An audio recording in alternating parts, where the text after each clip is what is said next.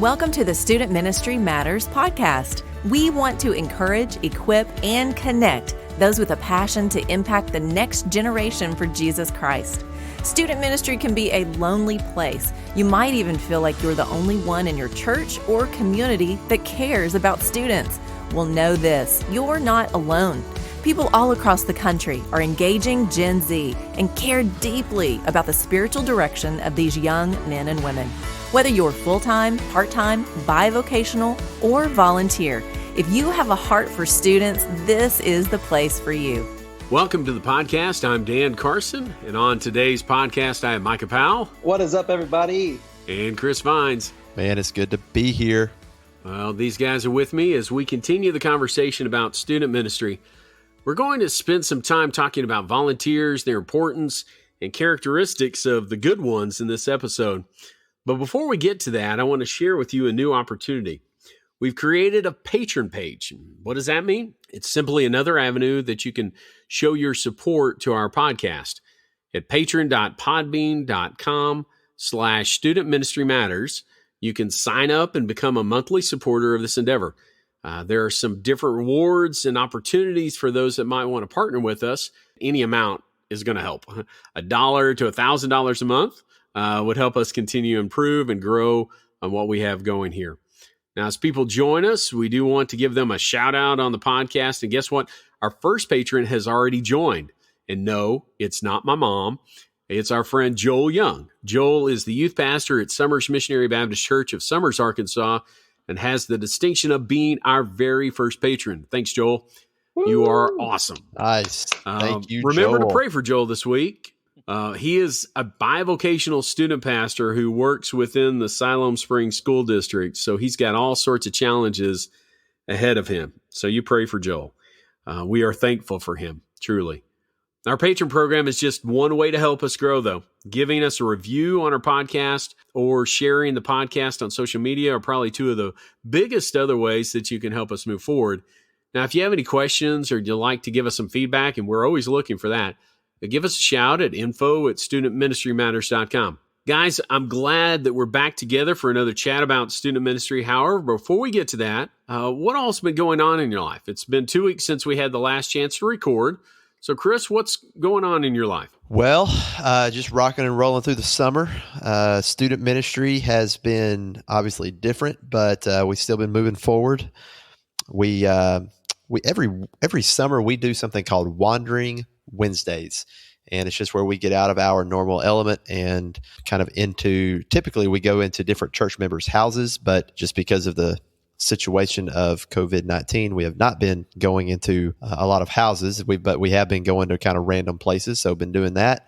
And then on a personal note, my family and I got to kind of retreat away for a couple of days last week to Hot Springs Village. Got a little condo right on Lake DeSoto, and so that was fun. I had a good time, and it was very short, but it was a nice little breather. So yeah, that's what's been going on in my life. Chris, I do have a question about that. You mentioned Wandering Wednesdays. I like that idea.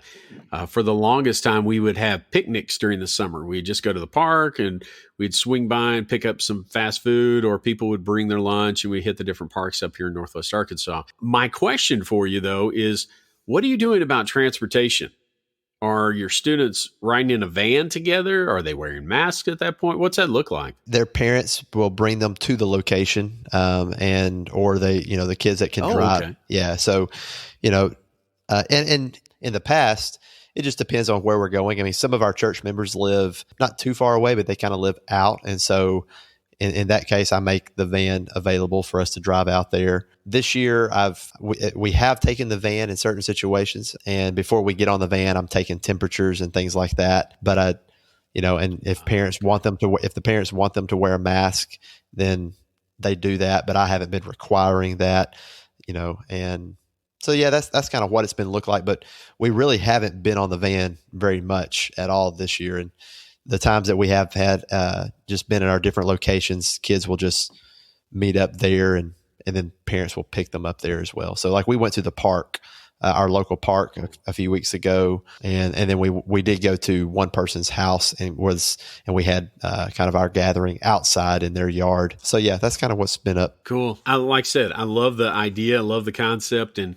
with churches that might seem a little on the smaller side, a lot of these churches will have a church van. And so how does that work? And we've been trying to think through that process as we wanted to do some hikes together and some things like that. So I appreciate you sharing. Yeah. How about you, Micah? What's been going on? Yeah, man, Chris. So retreat away is not the same as run away, right? Yeah, for sure. That's not. Did I say? You're like, yeah, we just retreat away, and really in your back of your mind, you're like, like get out of here. Yeah. Man, did I say retreat or did I say run? Wednesdays, like I'm just seeing a theme here. I'm just seeing a theme. You said retreat away. I was just picking on you. Gotcha. Wandering Wednesdays and retreat away. I'm just like, oh boy, Chris he's running for the hills. What's going on over there? No, I'm just kidding, man. I've just been working, trying to, I don't know, preaching on the weekends with different congregations and still trying to serve predominantly in a church, local church here, and just trying to disciple whoever would allow me, whoever the Lord would allow me and the person would allow me to grow them in the Lord, and not that I, deserve that, but just to, typically they're younger people a little bit before me, and just love on them and, teach them about Jesus and try to have good godly character and make good decisions. And, my wife and I are officially making the trek to Kansas City. So guys, this week, my wife got a teaching job in Kansas City. How cool is that? Awesome, man. Nice. Right? Huge, just blessing. And yeah, I know. And, her worthless husband is still trying to find a job. But God will provide. It's awesome, man. The doors that he opens during even the toughest of times during COVID, and I know that's been a theme for all of us. Yeah, this has been an unusual period for everybody. We all know that, but it's life right now. As we look ahead to the fall and we start thinking about what does our student ministry look like, if it's going to be any different. We often want to think about the issue of volunteers, and we're going to get into that in just a moment. But before we get to our topic, it's time for the random question of the week. So here's one I thought I'd throw out. I haven't heard of this from you guys before, but what was your first car? Micah, let's start with you. Oh, man. I feel so bad that I had this car, but I got to tell you the story, and I'll make it short because I know we only have a little bit of time together. And keep it short is like not in my vocabulary, right? But my brother was going to Iraq to serve in the Air Force. And so he had a little bit left over from his payment on a Mustang. It was a Roush Mustang. It was so Jack Roush, got a bunch of the Mustangs, Ford Mustangs out of shop, and took them back into his shop and basically created this, kind of not super car, but just a really fast car. Well, my brother, he's like, I can't pay for it while I'm overseas, and I'm going to buy a new one when I come back. So I'll just give it to Micah. So he switched it over to my dad's name, and my dad and I kind of worked on it and paid for it. And so I had my first car was a standard 5-speed Roush Mustang. I know my personality, guys, but I actually did not get a speeding ticket within the first 6 months. But I'll tell you, I did get one. Within the first 6 months. That says it all right there. I'm exaggerating. I really don't remember, but I do remember I got, maybe within the first year, I got a speeding ticket. I was going I didn't know it was a school zone in my hometown that I lived in for 18 years. But it's a school zone. I know it is over there, over by the hill coming up and grab it. That's a school zone, and you should not go very fast. So that was my first car, a Roush Mustang. Wow. I was lucky. I mean, really. Nice. Well, my first car was a Mustang as well. I had I had a dream car on a budget, basically. We found an old 1966 Mustang that was in a dilapidated state. It was horrible. I think we had to pull it back on a trailer. It was in such bad shape. For the next 2 years, that was like 2 birthdays worth there, that we worked on it, cleaned it up. The engine never was sound, but it looked good. It didn't have an air conditioning, but I didn't care. I mean, man, when you're 16 and you're driving around a 66 cherry red Mustang, you feel pretty special. Now, I couldn't get a speeding ticket in that because I couldn't go fast enough. The engine was that bad. Nice. Now, the bad part is that I was getting ready for college. My dad said, hey, this is not going to be good. You're traveling back and forth from Conway to Northwest Arkansas. We got to sell this and get you something reliable. And I thought, Dad, are you sure? Yeah, I think so. So we sold it, which broke my heart in all sorts of ways. And then the car we bought to drive down, on the way to college, the accelerator cable snapped. We got a quick fix. And before the first semester was out, the transmission went out. And so I just wanted to go, Dad, I would have rather done this in the Mustang. I mean, and so, first cars, they can mean a lot. For me, I had this dream. I worked during the summers in my dad's shop cleaning and doing other things. And so I remember there'd be Saturdays, I'm cleaning the shop after everybody's gone, thinking, oh, I can't wait to be in my Mustang. I can't wait to be in my Mustang. And I lived the dream. I mean, for a short time, very short time. And then it was over. Wow. And now I don't really care about cars. I mean, I want to have something that's dependable, something that gets decent gas mileage. I drive a 2004 Honda Pilot. I mean, it's That's nice. And I love it. I mean, because it's kind of like a truck, but not really. Gets me around. It's got 4-wheel drive if I have to have it. It works for me. But so, Chris, what was the first vehicle that was yours? Yeah. Well, I before I answer that question, I just want to say, I was a little confused by your story because, I would have figured in '66 you would have bought that car new. Weren't you 16? Oh, dang. Bomb dropped. Dang. Shots fired. Whoa. Is that not true? Oh, that one hurt a little bit. Golly, Chris. That's not true, because that was the year my dad graduated from. Oh, okay. Gosh, Chris, what's wrong with you? I haven't talked to Dan in a while, so I had to bust him on one. All right. I know. My first car, so kind of like you guys, I'll tell a quick story. So when I was 12, my dad actually let me start driving. I grew up in the country, South Arkansas, and so I was I remember fourth grade. I got out of fourth grade, and no, was that fourth grade? Maybe fifth grade. I don't know. Showed up, and my dad, he's like, all right, man, let's go for a drive. And so he put me in the driver's seat, and man, here we go down some country roads. And next thing you know, so by the time I was 15, I'd been driving for a solid 3 years, not by myself, but with him. And I also worked on a farm up the highway. And so that car that I had and that I learned to drive in was a Jeep Cherokee, like an old Jeep Cherokee. And so I guess technically that's the Nice. first car I ever drove. But then when I was 15, I got my hardship license, and my dad let me drive his blue Dodge Ram. So I had that, and that thing had a V8 in it. It was a single cab and had twin pipes. It was really loud. So that was fun. But then I guess technically the first car that was called mine was when I turned 16. And this thing would give a Mustang a run for its money. I had a Chevy S10, and so did a lot of drag. Yeah, absolutely. 4-speed on the column, automatic. So Man, wow. Was it yellow? Bright yellow? no, it was maroon. It was maroon, and I had a toolbox on it because I wanted to be cool. Did it have spinners? No, they hadn't come out with spinners yet. I couldn't buy those at the gas station just yet. Oh, okay, got you. I got you. So no lift, no air lift kits or anything like that. No stuff going on. No, I had air in the tires. That was it. Yeah, it was cool. It was a good vehicle, man. Wow. So Chevy S10. And we'll go with that one. Well, let's go ahead and hop in and get to our topic. We want to talk about volunteers in our student ministry. And let me kind of define what we're talking about, though. We aren't really referring to volunteer youth directors or volunteer student pastors.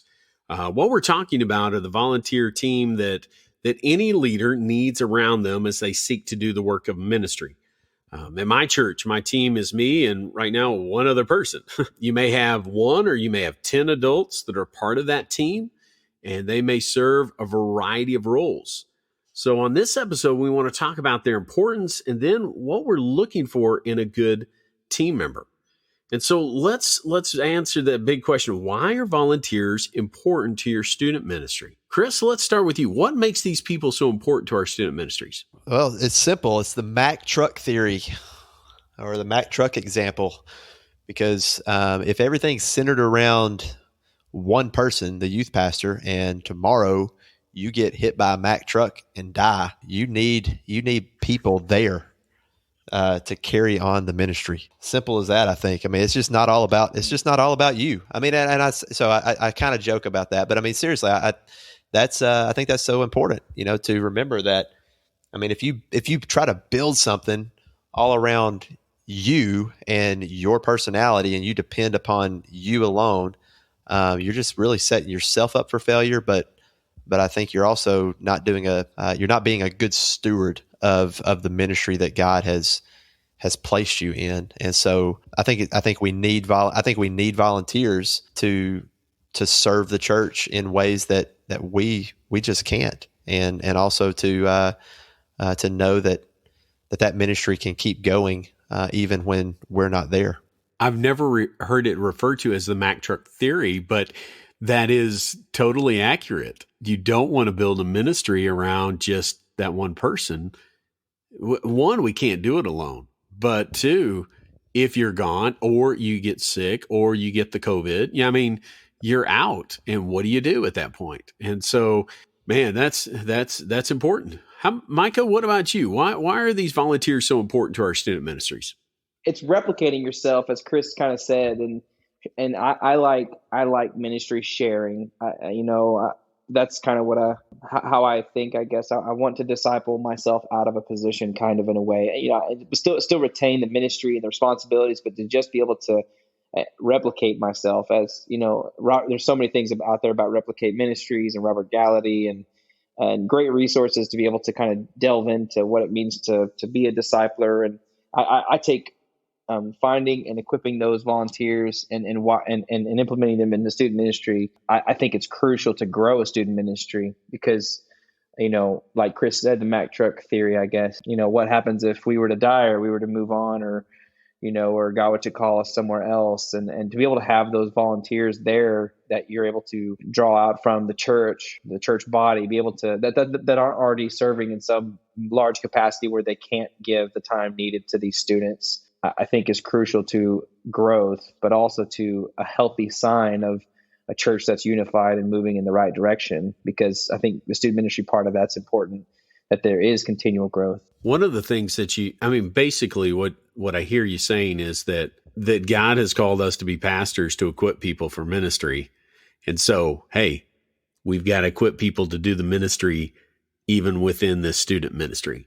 And so, as a pastor, our role is slightly different than someone who is just a volunteer, who is just working with student ministry. That doesn't negate any of these other roles. It's just a different role. If we're called to the pastorate, we're going to answer for things a little bit differently. And we know that. We've talked about that before.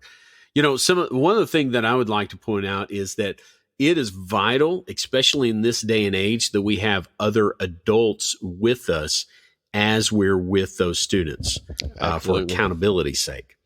Not just the issue of can we survive this if that youth pastor goes on, but we need to be able to survive it and survive any sort of accusations. And so, more than just the youth pastor and maybe his wife, but you've got another couple, other adult. The person that I have with me is he college age or a little bit older than that, woman who works with our girls. And it's better for her to pour into those girls than it is for me as a man. And so I think that's real important. Mike, you got something to add? Yeah.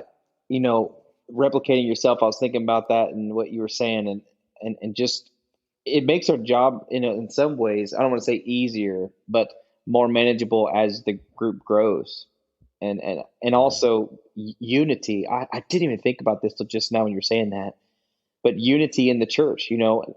Oftentimes when I went to a volunteer that I had kind of had my eye on and was praying over a certain young couple or something, as I approached them, it was so almost every single time, almost every time.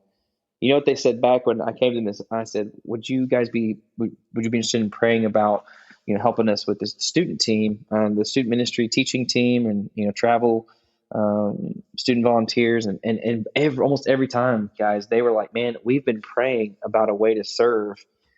And yeah, we'll pray about it for a while. And again, from that, in that kind of situation, almost always they join the student ministry team. And I'll tell you, every time it just creates a beautiful picture of unity, that these people are using their gifts, as it says in Ephesians, like that they're spiritual gifts. And not everybody is gifted to be a volunteer in the student ministry, but it is so exciting. And these guys and gals, or rather these men and women that joined our teams, just show an incredible godly character for a willingness, even if they don't know what they're getting into, just show an incredible willingness. And it creates a unity within the church that they have a place to serve, to be equipped to serve. And I felt like I really want to just kind of stop and mention that it's beautiful. It's a beautiful picture of unity in the church that God blesses. You know, what's great, and this kind of goes back to what Chris was saying, is that one person can't do it all. And if you get hit with a Mack truck, boom, then it falls apart if you're not set up with volunteers. But, I think about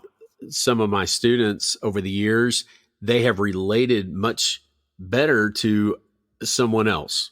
I mean, it could be another male volunteer. They may connect with that student in a way that I just can't, because maybe they love to hunt and fish, and that's not me. Whereas I can connect with the goofy, nerdy guy who loves video games, maybe loves music. I can connect on those levels. But you got this other guy who grew up playing sports and hunts and fishes. How are they going to connect? Well, a good volunteer helps that. And that's one of the reasons, talking about the body as we work together and to serve together. And it's a powerful thing when a volunteer is doing that and working their lives. I know that it's been incredibly beneficial to my daughter and my son as well, that they had good volunteers that were connected to the student ministry. Because when I was leading the student ministry, they'd look up and they'd say, all right, Dad's teaching, Dad's leading, he's doing all of those things. Who is my person? And it worked out. For the most part, my daughter loved me being her student pastor. My son liked it. It was okay. But they both had other people that were serving within our student ministry that they could connect with, they could talk to, that they could reach out and kind of latch on to. And so I think volunteers are incredibly important in our student ministry. I think that if you're going to have one lead person, if that's somebody the church has voted and said, hey, you're going to be that teacher, then you need to pull somebody else along with you if you're that person. If you are hired and you are a student pastor or student pastor / whatever else, because we often get the / added to us, then that needs to be at a huge priority, making sure that you pull in others to work with you. Hopefully there's already a team. Hopefully you've got, if nothing else, start pulling from the parents and say, hey, I need your involvement. We've got to get going. But it's incredibly important that we put together a good volunteer team in our student ministry. Well, for this conversation and many others that I've had over the years, there's no doubt in my mind that having a good team of volunteers is pretty important in our student ministry. One of the big issues that we often run into is picking out that team. Sometimes, you've got people that want to come and help. Maybe they don't want to sit in an adult Bible study and they'd just rather be back where there's some life and some excitement going on, or for whatever reason, they're coming to you, but maybe they don't line up with your vision or God's vision of who should be leading students. So we have to ask that other big question of this episode. What are you looking for in volunteers for your student ministry? Now, I've got 4 things that I want to list, and you guys, I know you probably have some that we could add to this list because mine are pretty basic, but I think they're pretty key. Now, for me, the first one is this, that they are a saved, baptized member of your church. If your church has a membership, and some churches do and some churches don't, that of other traditions may be listening to this, it is important that there's some accountability within the body as a whole. So they've got to have a relationship with Christ. They need to step through that and be biblically baptized. They need to be a member of that church, because those are things we want of all of our students. And if I can't point to an adult volunteer and say, hey, listen, George over here is the guy that you need to follow.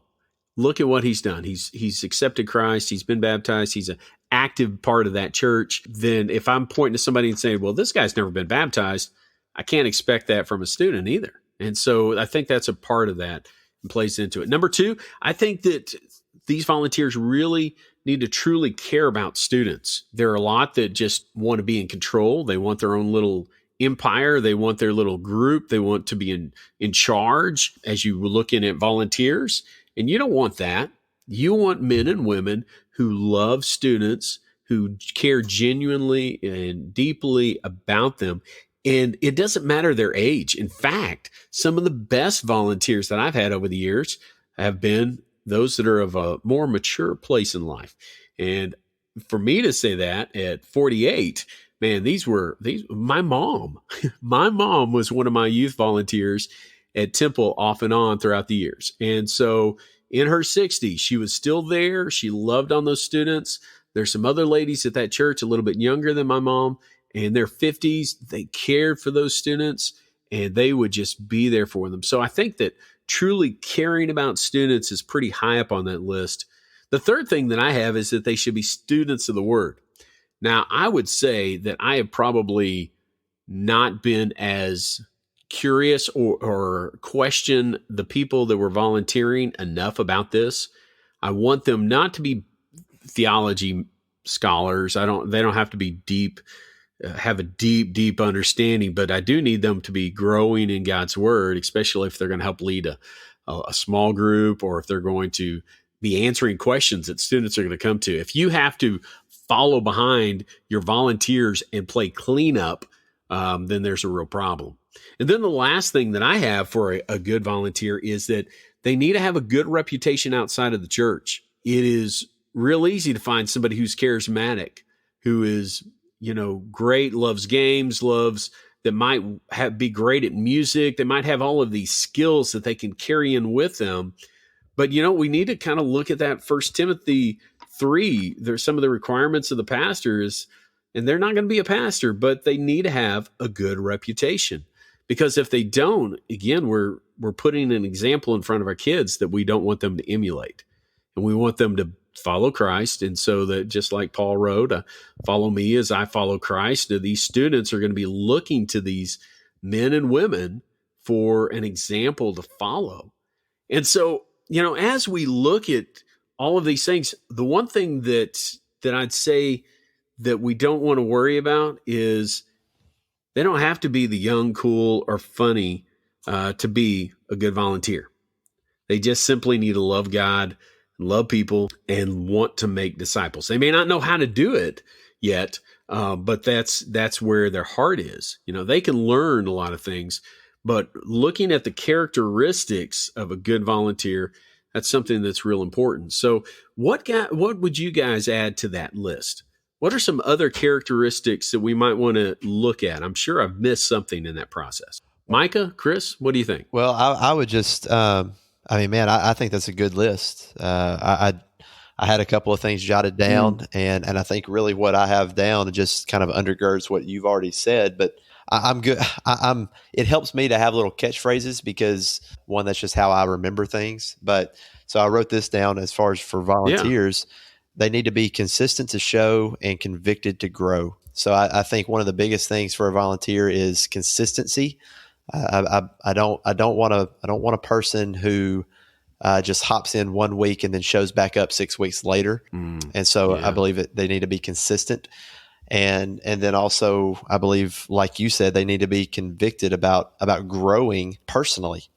And so they need to be the kind of person that is worth imitating.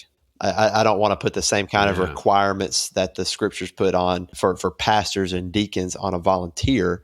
Sure. But at the same time, they're, like you said, they're in a place of leadership. And so that comes with responsibility. The other thing that, and I don't want to chase a rabbit here, but just think it's good to remember that that volunteers are not created equal, that not all volunteers are created equal. So just to help the volunteer know what their strengths are, and to help, and that just takes time. It just takes time to for one, to help them develop that, but also not I don't want this to sound so conceited as to say that we as the youth pastor or youth leader that we're the ones that have to develop them. But because I can give you one example. I remember I had one volunteer one time. She was actually a parent, but I mean, in my mind, I was thinking, man, she would make a great small group leader. That just was not something she was convicted about. It's not something that she felt the Lord was leading her into.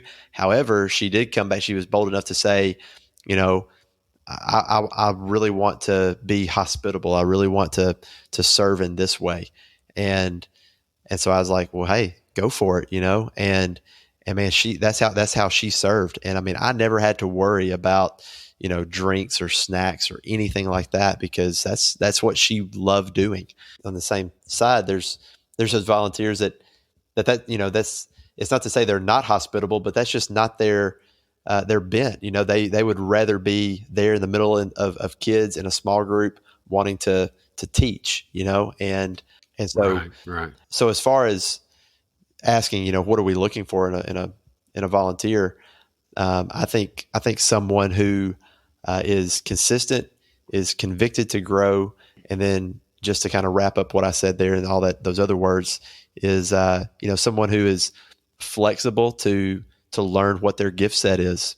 Someone who is willing to trust the Lord to lead them into a particular area of ministry within the student ministry. It's almost like for that last one, I hear you saying it almost like they just need to be self-aware. Is that maybe a good description, that they understand themselves? Yeah, absolutely. I think that's a good way of putting it. I didn't really know how to verbalize that. I just knew that I just know how valuable it is for a volunteer to be willing. Maybe this is the way to put it. Yeah, to be self-aware, but to be willing to serve in ways that maybe they don't originally expect, and ways that maybe I don't even originally expect. And so I think that's a pretty cool quality. Micah, what would you add to that? When I wrote everything down today, I kind of saw I was going to go last, and I was like, man, this is a great time, because I can just kind of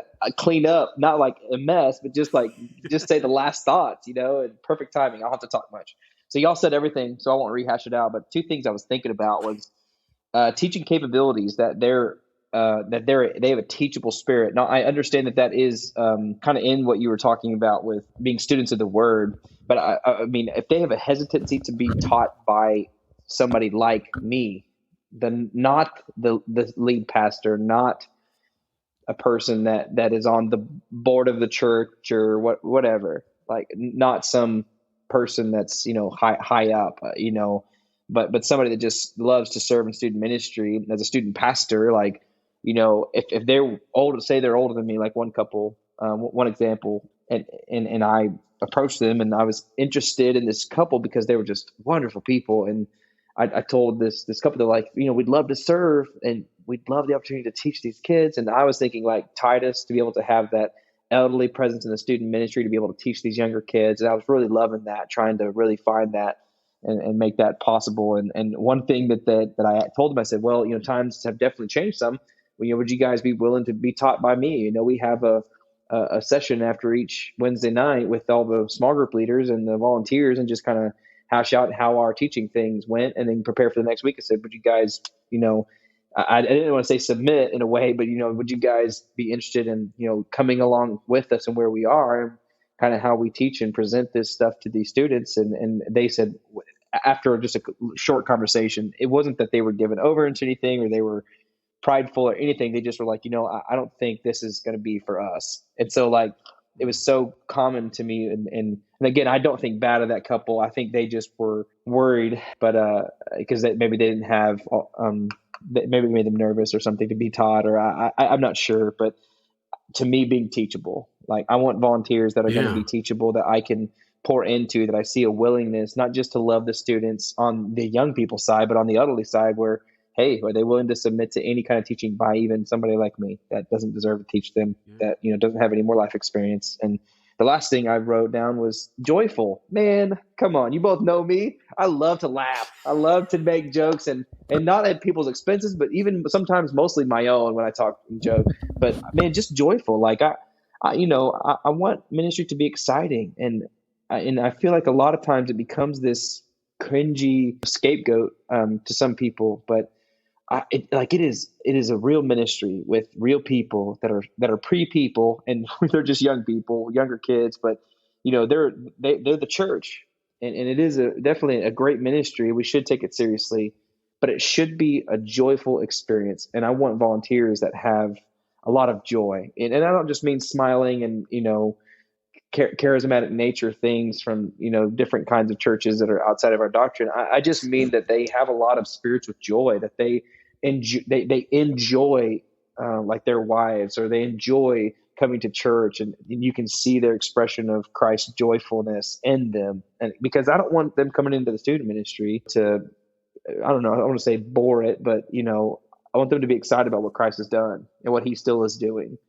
And so those are just two things I wrote down, just that they could be taught or able to teach, as the qualifications mentioned in 1 Timothy 3 there. And then the second was just to be joyful. I just want a joyful volunteer. Those are just two things that I had that I would have added. I love that joyful piece, Micah. I do. I have been on trips with youth volunteers for those trips that weren't joyful. And it's just painful to watch as they are frustrated by the students just being students, and they're unwilling to laugh and to enjoy the experience with them. Man, it can make or break a group, especially if you're on a trip. I just think about that often. And so, man, those are great. I appreciate it, guys. As you're looking for volunteers, we know that volunteers are a vital part of our student ministries, and we don't want to take just whoever. Now, I think that's important for us to remember. We don't just take, see who's out there, throw out a line. We want to be thoughtful in the process so that God will be honored and that our students will have our best as a church. Those volunteers can impact a student's spiritual life for decades. We have to be careful. Who is teaching our students on Sunday mornings in our Sunday school classes, or who is leading the small group on a Wednesday night after youth group? It is vital that we take time, that we're thoughtful in this process, and we pray for God's best. And as we start that idea of recruiting, we always want to start and begin that process with prayer. And so we'll spend some time with that, because, there's so much more that we could say on this subject. And I'm sure that we're going to in the days to come. But for now, I think we're going to just go ahead and wrap it up, because, man, there's a lot to talk about when it comes to volunteers. They are an important part of what we do. So thanks for listening and joining us as we look at all things student ministry. Keep learning, keep growing, because student ministry matters. Thanks for listening to the Student Ministry Matters podcast. Get connected at studentministrymatters.com or follow us on Facebook and Instagram at Student Ministry Matters. Until next time, keep up the great work with your students, because the work matters.